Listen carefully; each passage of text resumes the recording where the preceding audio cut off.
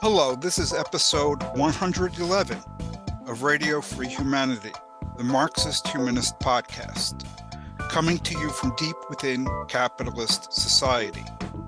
I'm Andrew Kleiman.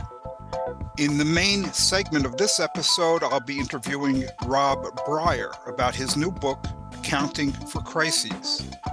It's a Marxist history of American accounting theory from the Great Depression all the way until the Great Recession that erupted about 15 years ago. Some listeners might be familiar with related books that Rob has written, like Accounting for Value. In the new book, Accounting for Crises, Rob explains why both the Great Depression and the Great Recession were especially severe in the United States. His explanation draws on accounting theory and history, as well as Karl Marx's crisis theory, his actual crisis theory, not potted versions. Central to Rob's explanation are the interplay of the tendential fall in the rate of profit, moral hazard, we'll talk about that, swindling, and the role that good old American accounting theory played. We recorded that interview on January 31 of this year. But first, in a segment that Gabriel Donnelly and I recorded this past Sunday, February 18, we discussed Donald Trump getting engoroned in the financial midsection. In Judge Engoron's decision handed down last Friday against Trump and his corporation in the New York civil fraud trial. We also talk about the jury's decision last month in the latest case that E. Jean Carroll brought against Trump. Both judgments really grab him by the purse strings. Please visit Marxist-Humanist-Initiative.org, the website of Marxist Humanist Initiative, to listen to past episodes of this podcast series, to learn more about the issues discussed in them, to post comments, and to provide Radio Free Humanity with much-needed donations. This podcast series is sponsored and hosted by Marxist Humanist Initiative. But the views expressed by hosts and guests are our own. They don't necessarily reflect the views or positions of MHI itself. Next up, Gabriel and I discussing the decisions against Trump in the New York fraud case and E. Jean Carroll's latest case. Hi, this is Andrew. With me is co-host Gabriel Donnelly. Today is February 18, and we're going to be talking about the decision in the Trump civil trial against the Trump organization that came down 2 days ago. From Arthur Engoron was the judge, and Trump was ordered to pay approximately $355 million plus interest. And with the interest accumulated, the tab is going to be about 450 and change $million. And that's coming on the heels of a massive judgment in another civil case. In this instance, it was a jury trial where he defamed and raped E. Jean Carroll. So the jury came in on that case and said he's got to cough up $83.3 million on top of $5 million that he was already liable for in an E. Jean Carroll case. Put all of this together, we're looking at about $540 million. Apart from the big numbers here, Gabriel, or maybe that's the big takeaway here, what's your reaction? Definitely the big numbers it's got to be a big reaction, because that's big chunk of change. I know that even if he were to have to fork it all over right now, it wouldn't lead to a bankruptcy for the former president, because lots of his money is tied up in real estate. It's a serious hit. And there's another part of the ruling you didn't mention there, which is that Judge Engoron ruled that Trump can't hold leadership positions in businesses in New York for the next 3 years, which is actually less than the prosecutor was asking for. The prosecutor wanted him totally banned from holding leadership positions in businesses in New York. Also included in that, some of his sons have to cough up penalty fees. Donald Trump Jr. and Eric both hit with $4 million, and the bookkeeper, Weisselberg, $1 million. So that's on top of the amount that Donald Trump Sr. owes. Right. And so there has to be some reshuffling in the Trump organization due to that part of the ruling.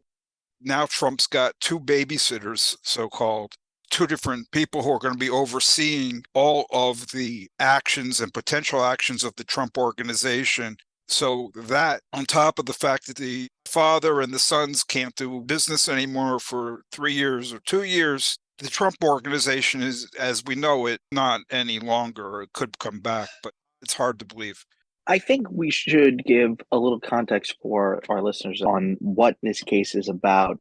This one is fundamentally about financial fraud. It's about Trump and colluding with other people and misrepresenting the assets of the Trump organization and, most importantly, the value of the Trump organization when going to get loans and getting sweetheart rates that he shouldn't have been getting because of this misrepresentation and it being a deliberate, calculated fraud to get these rates.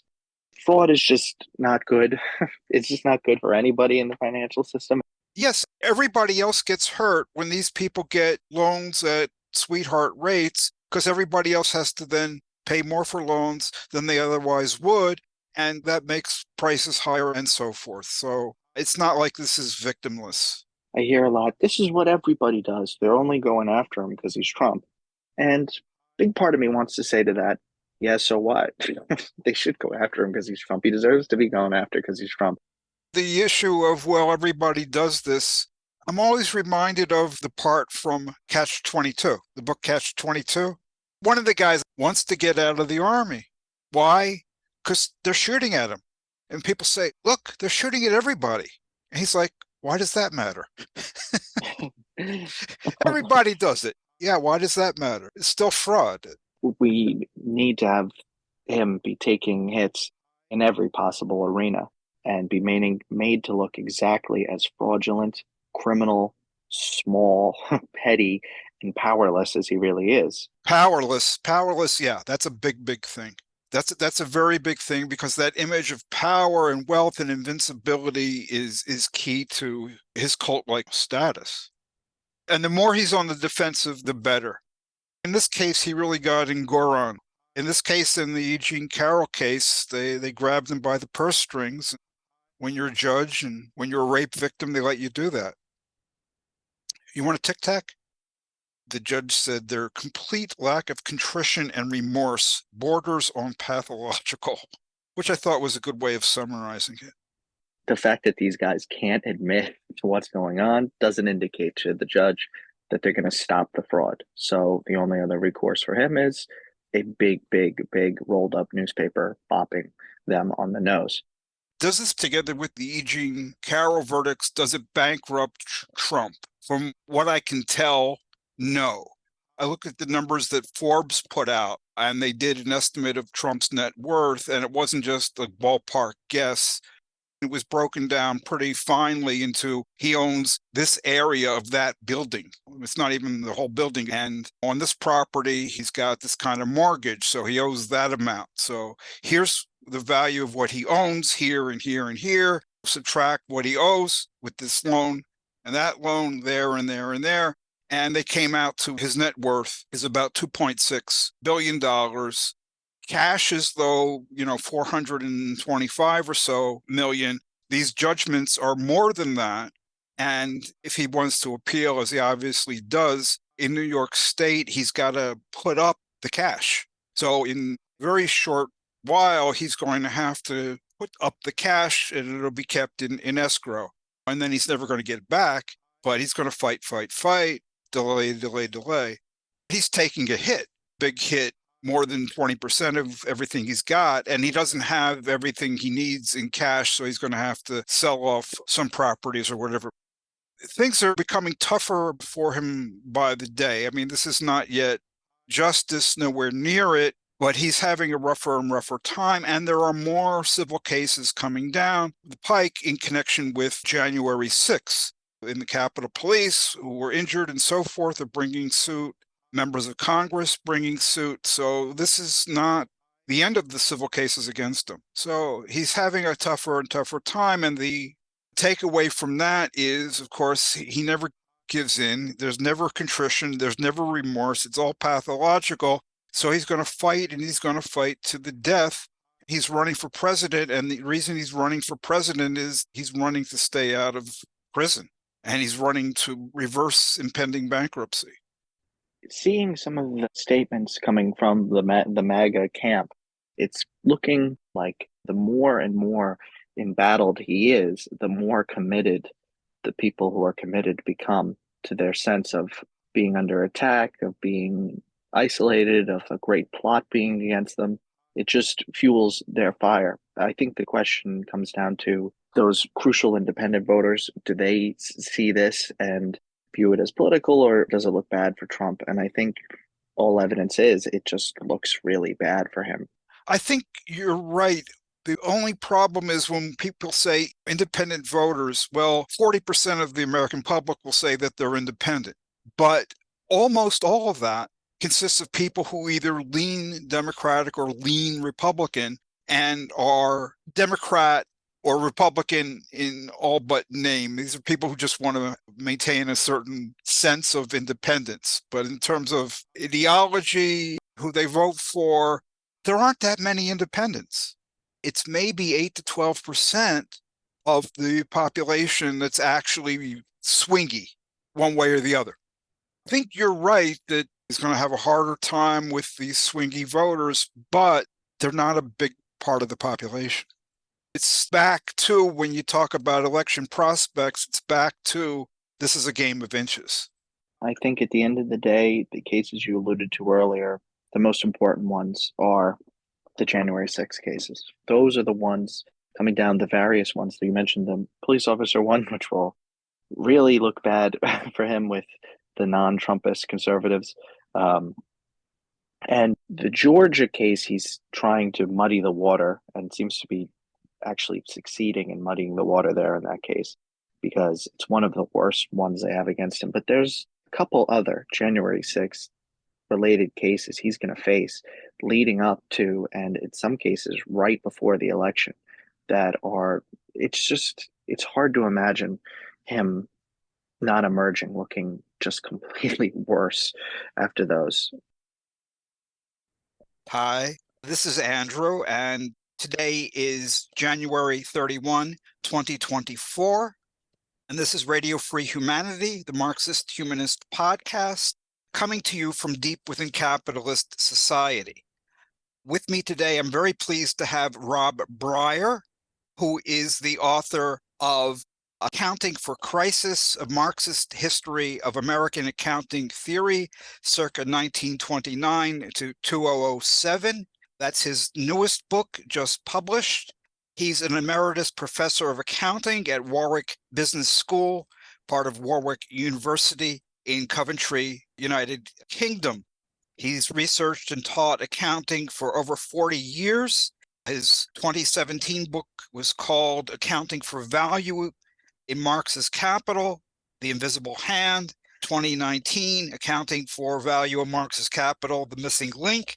And since then, he's published 2 volumes of this work that's subtitled A Marxist History of American Accounting Theory. The first was called Creating the Big Mess, and that dealt with the years from around 1900 to 1929. What we're going to be talking about principally today is the link between American accounting theory, American accounting practice, and why the Great Depression of the 1930s and the Great Recession of about 15 years ago were so deep in the United States. Welcome to the podcast, Rob. Well, thank you for inviting me. Could you outline the main arguments of the latest volume of Accounting for Crisis, your Marxist History of American Accounting Theory? Sure. The book gives a new explanation of capitalism's 2 major economic crises, the Great Recession of the 1930s and the global financial crisis of 2008-2009. Why both crises began and were more severe in America, based on an accounting interpretation of Marx's theory of crisis. It explains them, as Marx did, as a consequence of the interactions between A, the falling rate of profit, B, moral hazard, and C, what he calls swindling. Its explanation is new because it adds important roles for America's exceptional accounting theory in facilitating swindling. You mentioned moral hazard. What is that? I mean the potential losses capitalists face from hiring managers who make riskier investments than they would.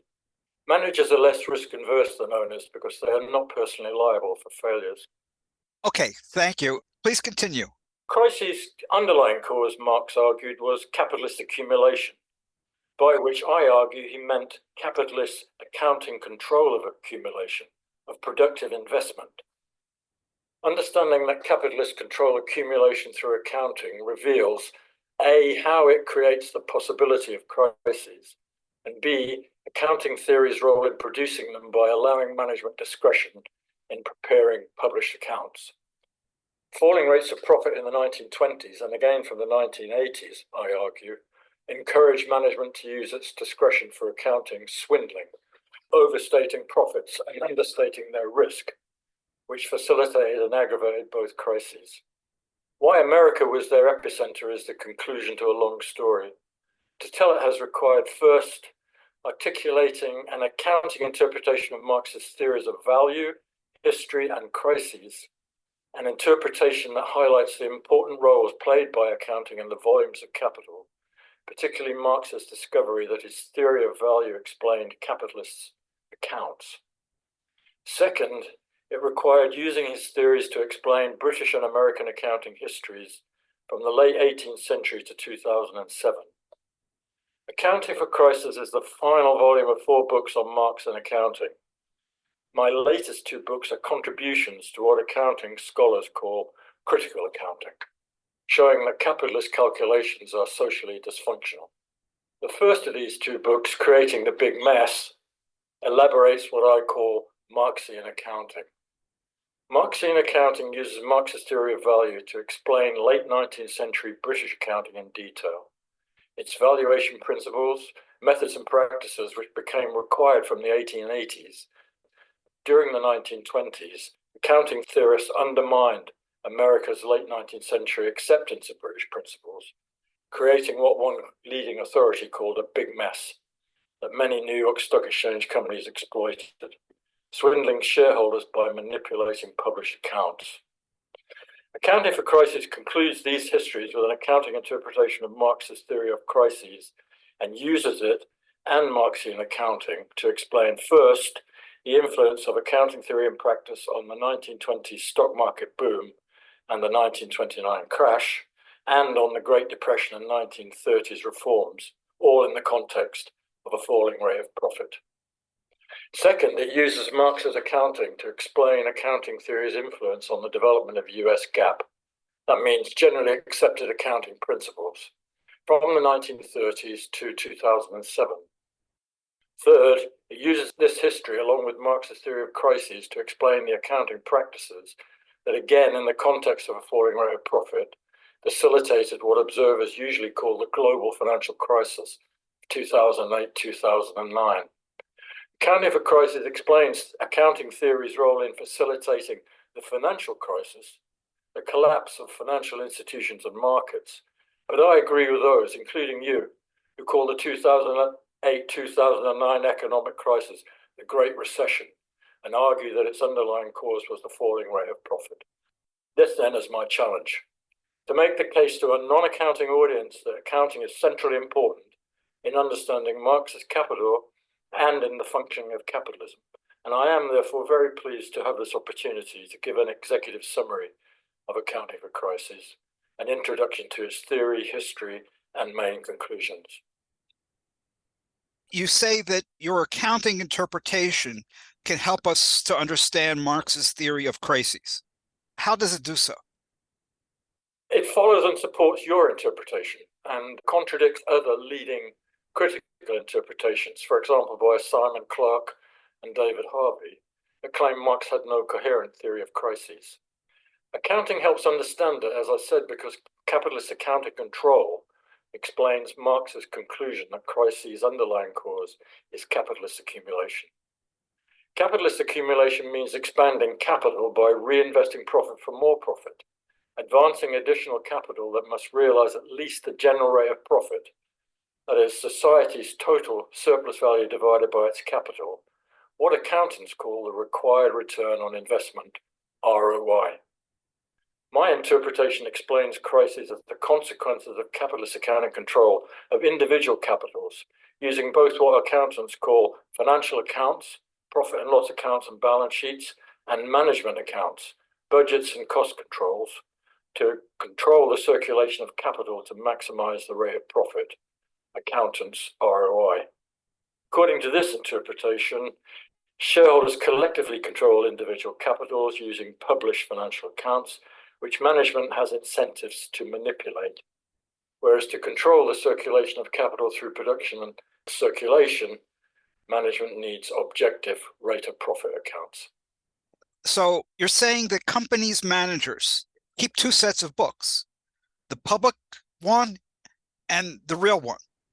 They have manipulated financial accounts that are published and objective rate of profit accounts for management's own use, right?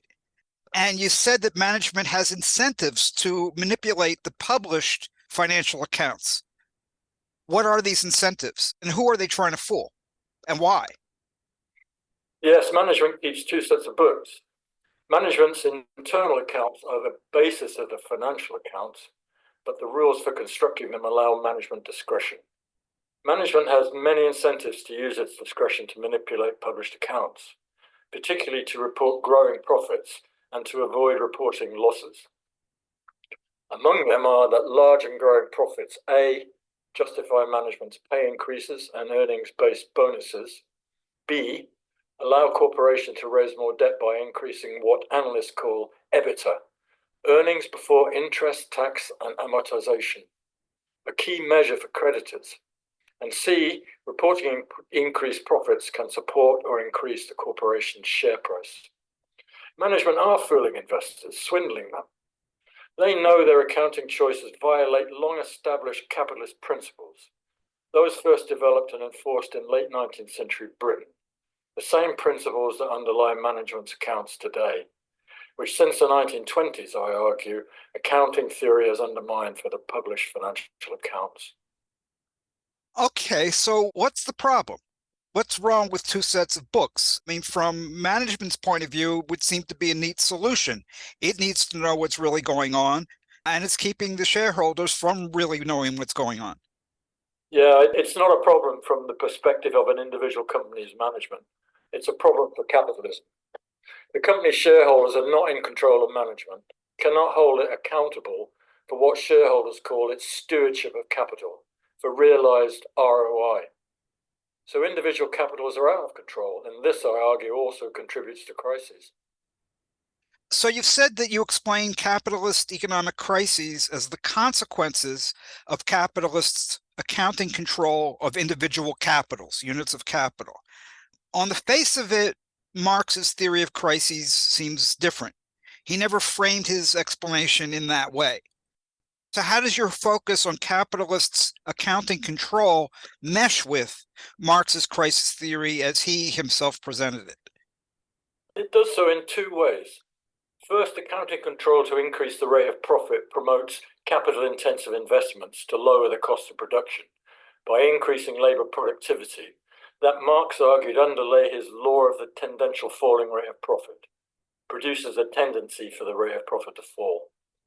Consistent with your refutation of Nobuo or Kishio's claim that Marx's law is incorrect, the accounting interpretation shows that to demonstrate it, Marx, in effect, produced a series of what accountants call replacement cost accounts that, just like accountants today, calculated capital maintenance adjustments. I'll say some more about this later. Second, management resists falling rate of profit because it seeks and is accountable for target rates of profit based on earlier higher rates. This exacerbates moral hazard, encourages risk-taking, taking on more debt and risky investments, and, if possible, swindling by manipulating accounts, overstating profit and understating risk to inflate share prices, which encourages speculation. Theories aren't just so stories. I mean, they're not just appealing stories. They stand or fall by being tested and succeeding or failing the tests. So how can the theory that you've outlined be tested?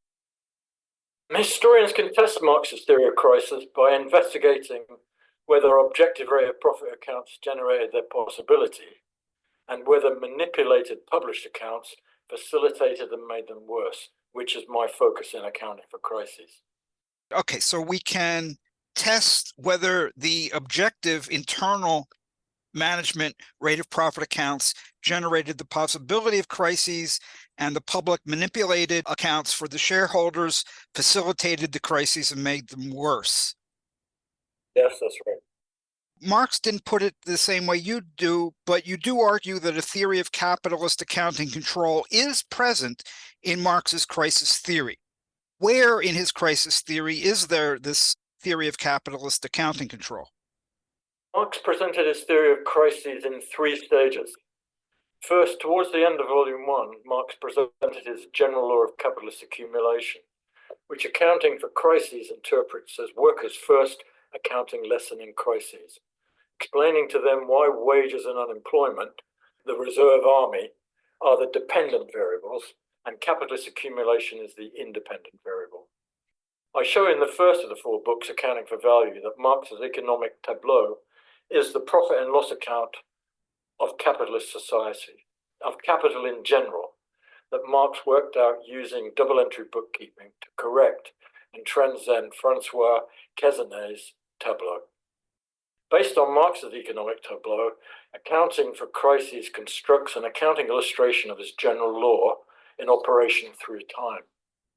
These accounts show the rapid accumulation of capital draining the reserve army of labor and temporarily increasing wages, and capitalist reaction to a fall in the rate of profit by labor-saving investment that restores the army. Yeah, Marx's schemes of reproduction, very clearly, they're based on the tableau économique of Quesnay. Marx said that explicitly. But those schemes are in Volume 2 of Capital. You're talking about Volume 1 of Capital. Are you saying that the theory of capitalist accumulation as presented in Volume 1 is also based on Quesnay's tableau économique? And if so, in what sense? The reproduction schemes in Volume 2 deal with exchanges between different social groups, like the tableau did, but the discussion in Volume 1 doesn't seem to do that. For Marx to explain his general law of capitalist accumulation in Volume 1, he first had to construct society's profit and loss account from its components. That is, as you put it, deal with exchanges between different social groups. To do this, Marx took Quesnay's tableau and first used double-entry bookkeeping to correct it. Second, Marx used his theory of value to transcend it, to replace Quesnay's pre-capitalist social groups and exchanges with capitalist society. He then produced its accounts using double-entry bookkeeping. Okay, thank you. I didn't mean to interrupt you. You were saying that there are 3 stages of Marx's theory of crisis. Theory of capitalist accounting control is present in each stage. The first stage is this general law of capitalist accumulation. You say that the accounts of capitalist society as a whole, the total social capital, that is all implicit in Marx's discussion of that. Okay, so what are the other 2 stages? The second stage, Accounting for Crises, shows that Marx's controversial schemas of expanded reproduction in Volume 2 are interlinked departmental profit and loss accounts, again, based on double-entry bookkeeping. This interpretation, I argue, A, supports your unbalanced growth interpretation, B, reveals that a major source of workers' precariousness in capitalism is the absence of a central controller, and C, poses the question of how capitalists collectively control production without one, and the consequences. Marx's answer was his value price transformation in Volume 3, which Accounting for Value argued was his standard or target cost solution to the so-called transformation problem. Marx, in effect, I argued, explained how total social capital controls many competing individual capitals using the general rate of profit. And his theory of crisis in Volume 3 explains the consequences of a falling rate of profit leading to an inevitable financial and economic crisis. In short, Marx's analysis in Volumes 1 and 2 show how capitalist control creates the possibility of crises, which he explained in Volume 3 become inevitable because a falling or low rate of profit encourages risky investments, increased debt, speculation, and swindling. Within swindling, by which I agree with you, he meant deceptive unethical, unscrupulous, unprincipled, but not necessarily fraudulent behavior.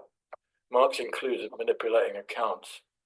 In Volume 3, he described the British railway mania of 1845-1846 as a great railway swindle, having in Volume 2 criticised British railway companies' accounts for confusing capital and revenue expenditure, and, vitally important, for accurately measuring their rate of profit, for failing to systematically charge depreciation on fixed capital, swindling shareholders by overstating profitability.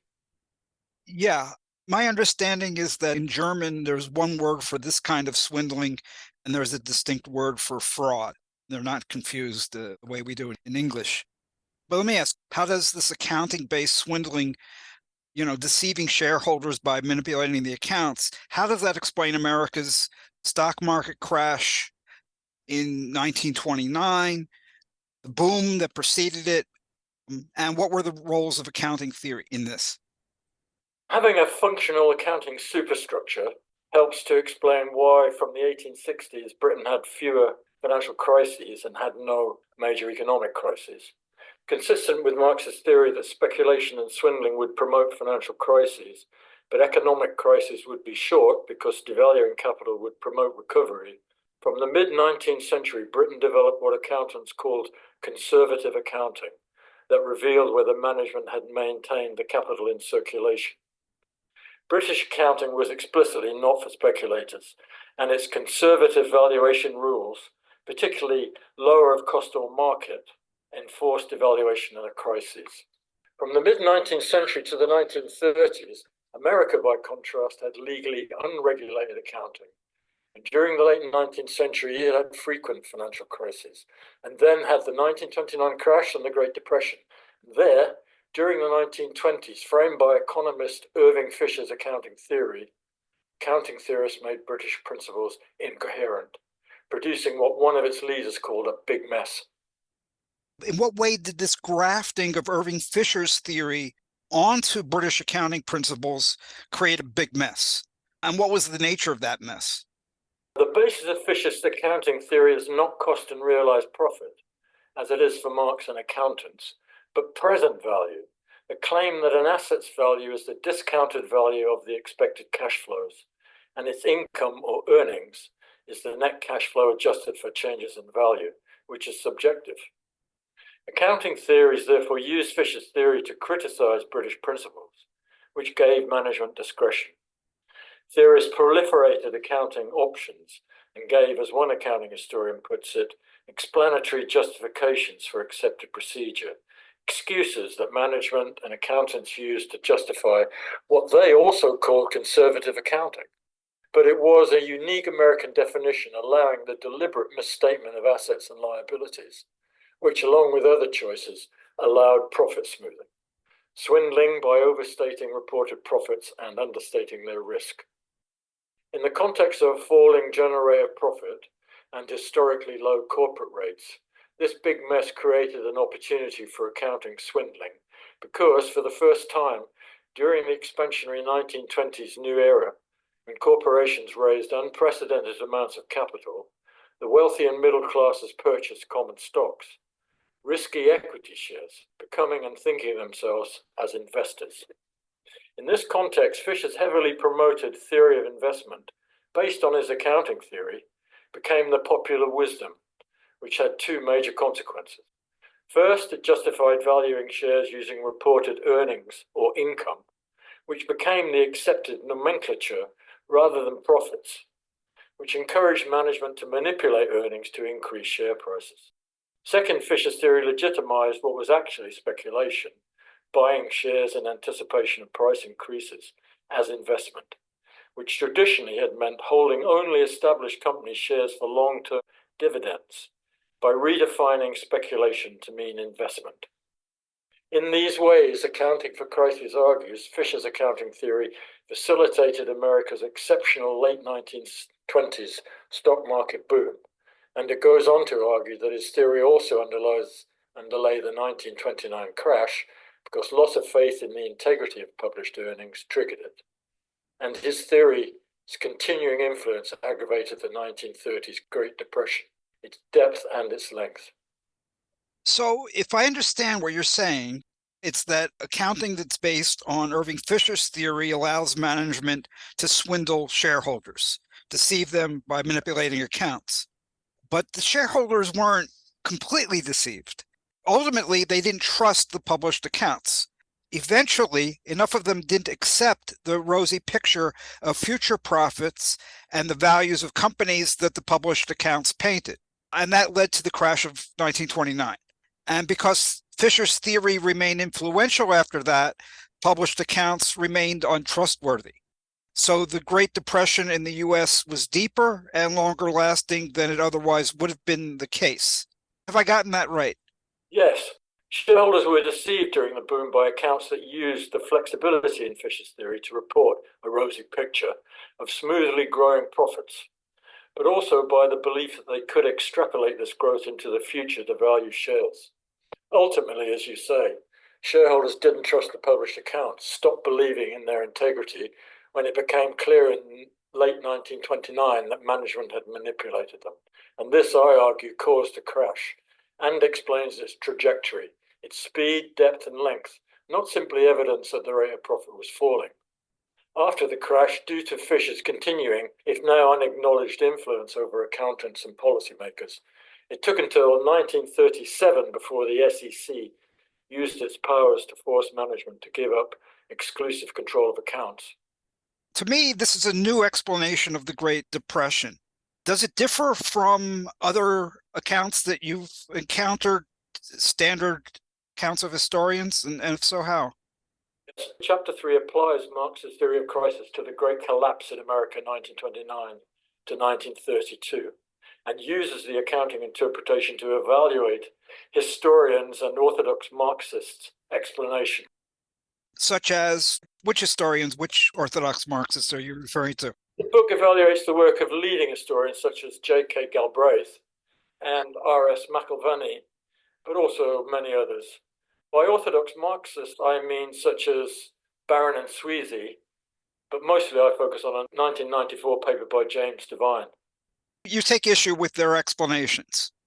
Yes, the evidence, I argue, better supports Marxist theory, which explains the origin of the crisis in reactions to the falling general rate of profit from the mid-1920s and historically low corporate profit rates, increased concentration and centralization, an increased rate of exploitation, increased borrowing, exceptional speculation, and swindling. Historians and orthodox Marxists, by contrast, explain the boom as irrational speculation, the crash as its irrational consequence, and the recession by underconsumption. Chapter 4 analyzes the impact of accounting theory on the stock market boom, 1920s stock market boom, and 1929 crash. The popularity of Fisher's accounting theory, together with what knowledgeable observers recognized as Fisher's new theory of security analysis, it argues, explains shareholders' supposedly irrational behavior.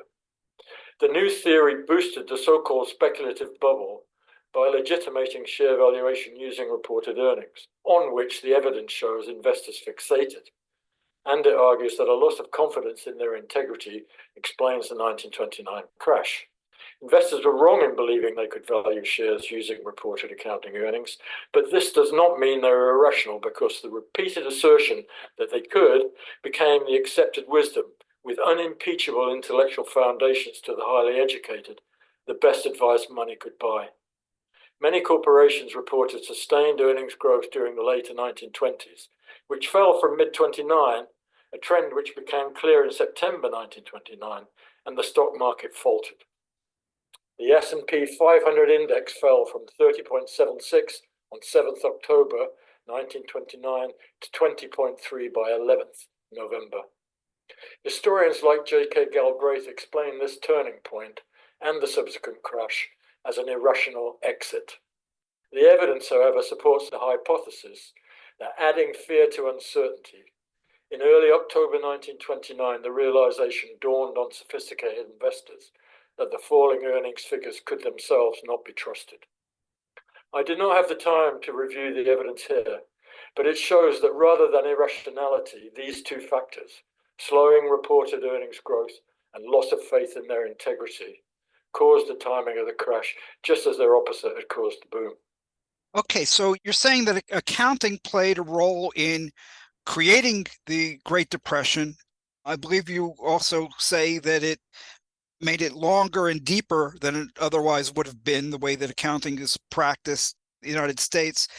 What roles did accounting play in all of this, creating, deepening, and extending the Depression of the 30s?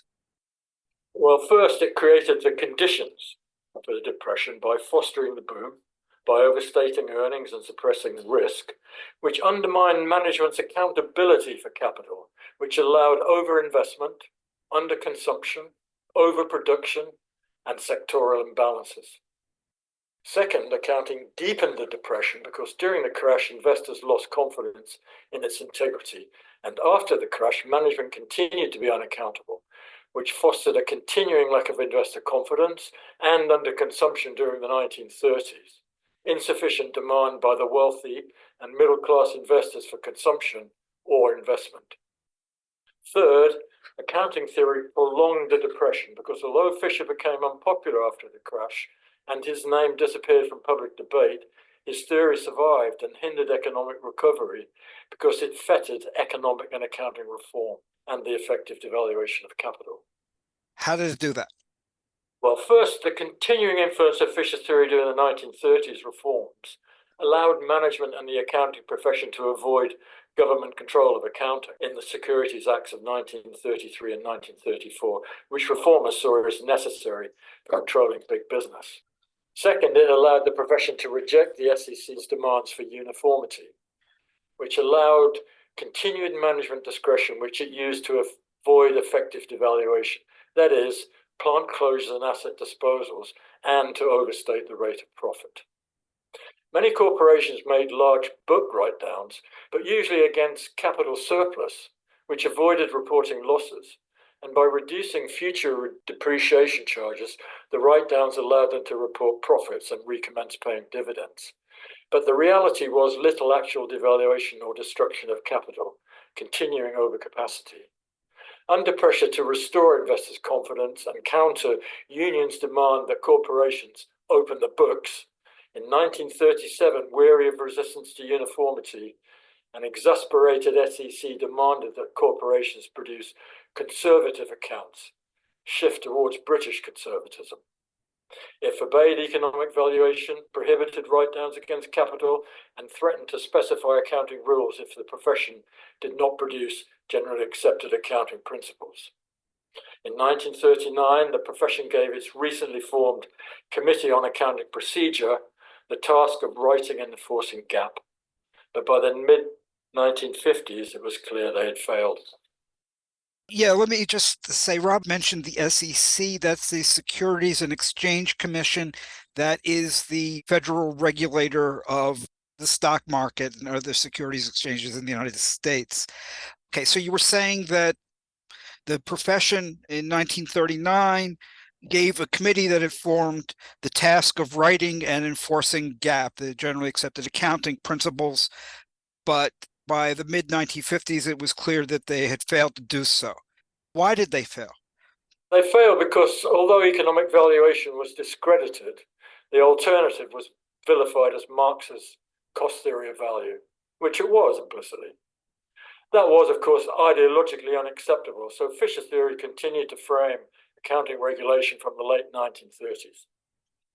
So is your point that GAAP and Fisher's theory aren't ultimately compatible? And if so, if they're not compatible, why aren't they? Yes, they are incompatible because the objective of Fisher's theory is what today the Financial Accounting Standards Board, the FASB, calls decision usefulness, which, like Fisher, requires economic valuation based on expected cash flows, not stewardship, which, as I said, requires the realized rate of profit, which is based on cost. Thank you. I get it. Yeah. I want to give you an opportunity to talk about the Great Recession. But first, to set the stage, let's talk about what happened in the decades leading up to 2007. There was a long boom following World War II that ended with the global recession of the early 1970s. And after that recession, there was no new boom. Instead, there were decades of economic growth, but it was sluggish economic growth. My first question then to you is, why was that the case? No new boom, sluggish economic growth. I've argued that the US government wanted to prevent another full-scale depression. So it covered over the problems with more and more debt-financed spending. And that worked in a certain sense, but it also dampened the destruction and devaluation of capital value. And that devaluation and destruction of capital value, however, restores profitability and rapid economic growth, and that wasn't happening. Based on your research, do you agree with this explanation of the persistent economic malaise? I do agree with it. The evidence clearly shows that the rate of profit failed to recover significantly from the lows of the 1970s and 1980s, which is consistent with your explanation that government policies curtailed the devaluation of capital, which explains the persistent low economic growth. Good. Now we can get to the important point you have to add. Additional insights based on your accounting perspective. Can you talk about whether corporate management's ability to manipulate accounts, did that contribute to the insufficient destruction and devaluation of capital value or the mounting debt problems?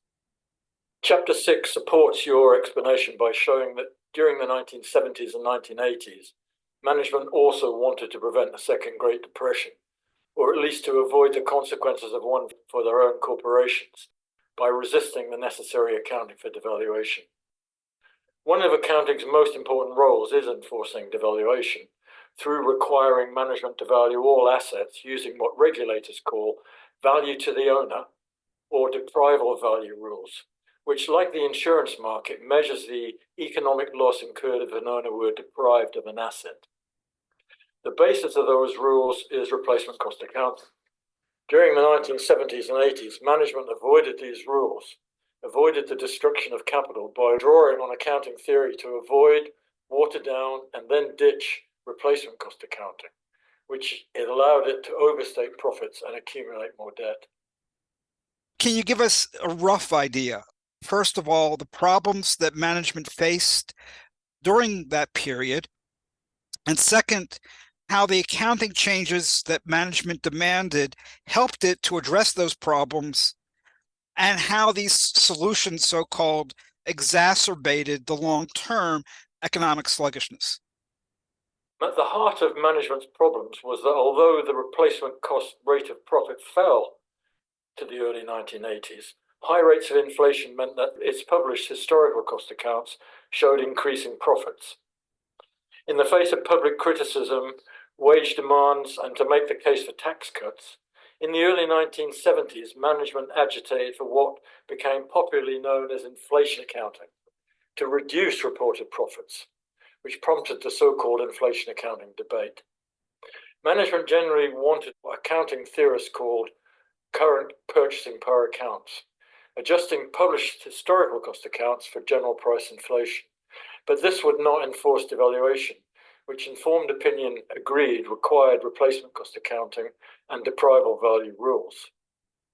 Replacement cost adjustments revealed sharply lower profits, so low that they showed dividends came substantially from capital, implying large-scale capital destruction and devaluation was necessary, and avoiding this became management's dominant problem. To resist replacement cost accounting, management now used Fisher's theory to agitate for what accounting theorists call monetary adjustments.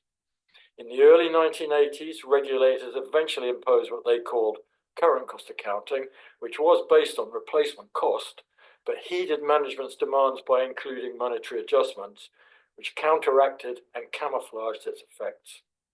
However, as inflation fell in the early 1980s, but the current cost rate of profit remained significantly below the historical cost rate, management used theorist criticisms of replacement costs to justify increasingly simply ignoring the requirement to publish current cost accounts and to demand its abolition, which regulators accepted in the mid-1980s.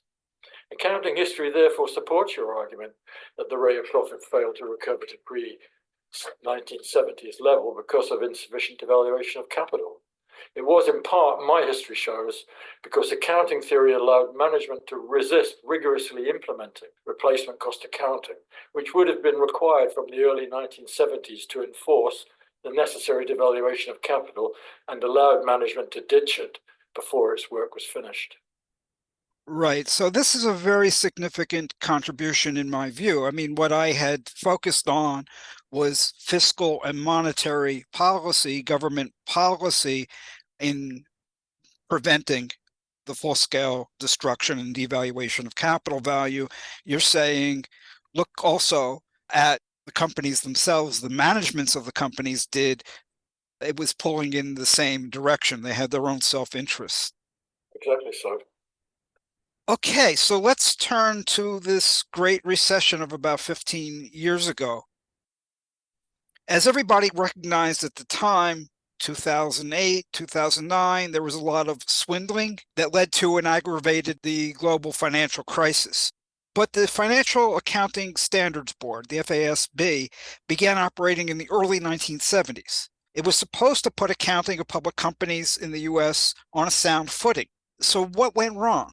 Why did the FASB and its standards fail to rein in the swindling?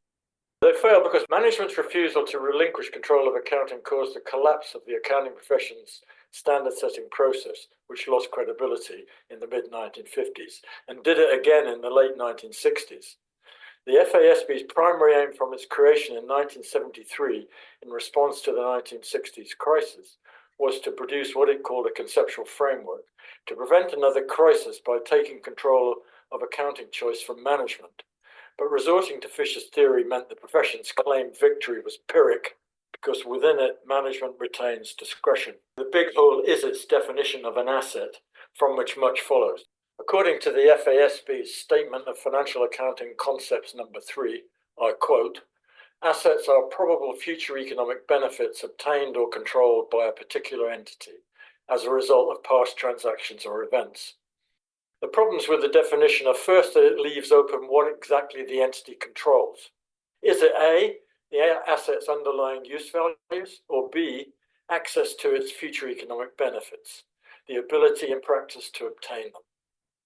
This ambiguity allows structuring transactions to achieve or relinquish control, giving management choice whether to recognize an asset or not. Second, it leaves open how to identify and measure the expected future economic benefits. For this, the FASB inevitably turned to management's judgment, left it to management to judge whether future economic benefits existed and were probable.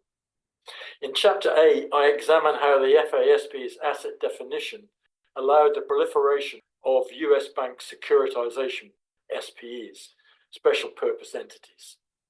These SPEs, I argued, facilitated the swindling that underlie the 2007 credit crunch, triggering the so-called global financial crisis of 2008-2009.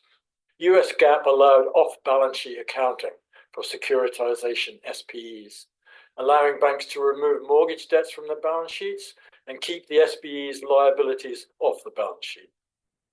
In this way, as critics predicted, management used the FASB's framework as a template to structure transactions to achieve desired accounting outcomes.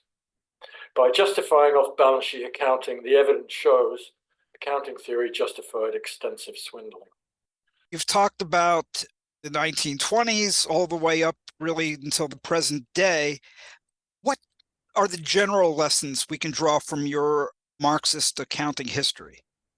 Well, I think there are two main lessons. The first is for capitalists. It is that socially rational accounting is impossible in modern capitalism because the only ideologically acceptable accounting theory is pathological. Pathology is the study of disease, which in Marxian accounting means not holding management accountable for the rate of profit, which allows swindling, which facilitates and aggravates crises. Fisher's theory undermines accountability because it is an ideologically distorted, managerial representation of capitalism, creating the big mess argued, designed to reconcile America's simple commodity producers and semi-capitalist manufacturers to late 19th century big business and money capitalism, and undermine support for socialism. Its price, Accounting for Crises, concludes, is an accounting theory that sanctifies managerialist ideology as unalterable reality, which means financial accounting has no coherent, generally accepted and comprehensive theory, and it never will. Okay, so that's the big mess, and we're still in it. But why can't it be reformed? Why do you say that's impossible? Creating the big mess argues that Marxian accounting would eliminate management's discretion, but it would be ideologically unacceptable and would not abolish crises, but in Marxist theory increases their possibility and would not prevent speculation or other forms of swindling. Accounting for Crises argues that Marxian accounting would have shortened the 1930s Great Depression and produced a second but shorter Great Depression in the early 80s, profitability crisis, and avoided the 2008-2009 recession. However, it would have increased their severity, which also makes Marxian accounting unacceptable because the Great Depression showed that a severe depression, as it nonetheless was, radicalizes workers, threatening unwelcome political consequences. So the solution to the accounting mess would have its own consequences. The cure might be worse than the disease. The cure would be severe depressions, destruction of capital value, etc. Yes? Yeah, exactly so. Okay. Yeah, so you said there was one lesson for the capitalists, and that's it. There's another one, yes? The second lesson from Marxist accounting history is for workers. Accounting history supports Marx's aim in developing his law of the tendential falling rate of profit, which he said was the most important law of political economy because explaining to workers how it underlay capitalism's bitter contradictions, crises, and spasms, as he put it, would create the necessary mental conditions for socialism.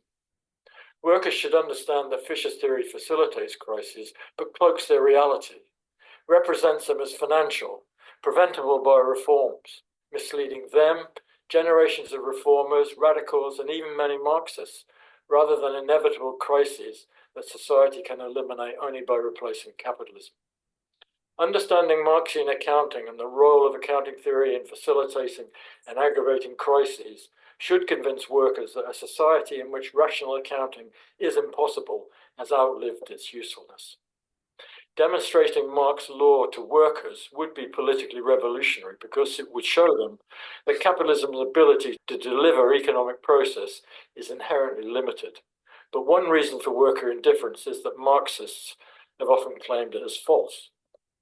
TSSI proponents refute this claim by, in effect, I argue, showing that its basis is incorrect Marxian accounting, which workers must therefore understand to allow them to focus on the law and its political implications.